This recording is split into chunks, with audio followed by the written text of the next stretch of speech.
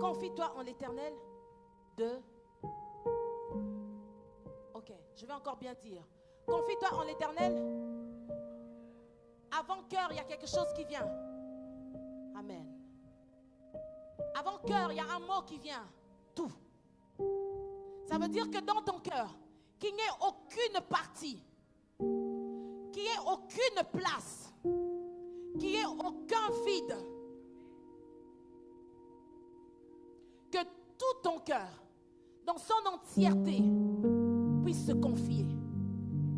Entre-temps, nous savons que le cœur a un souci.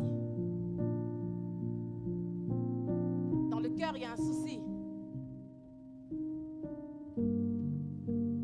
On parle du cœur, on parle de l'âme. On dit que tout se passe là-bas. La colère, la tristesse, les émotions, la déception. Et quand il y a toutes ces émotions mélangées dans ce cœur, tout le cœur ne se confie pas. Quand il y a tous ces problèmes dans le cœur, tout le cœur n'arrive pas à se confier.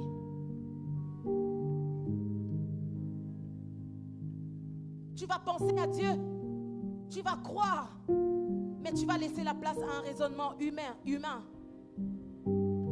Vraiment, est-ce que si seulement je fais ça, est-ce que vraiment ça va arriver? Non, là tu fais ce que Pierre a fait. Quand il a commencé à marcher,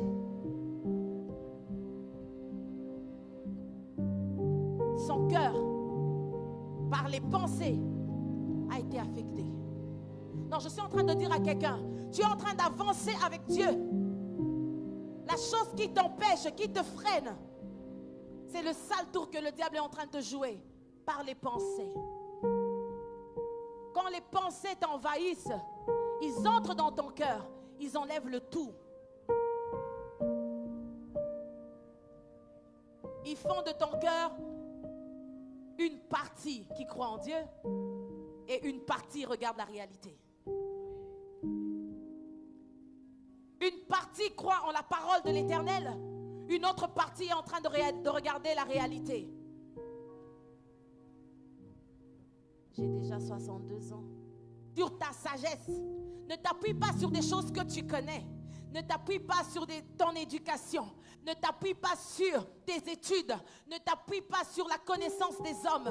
Oh oui, les hommes intelligents de la terre ou les hommes, les érudits, ils nous considèrent, nous chrétiens, comme des fous parce qu'ils disent que nous croyons sans avoir des preuves. Pourtant, la foi demande que tu puisses croire sans avoir vu. La foi demande que tu puisses croire sans avoir vu.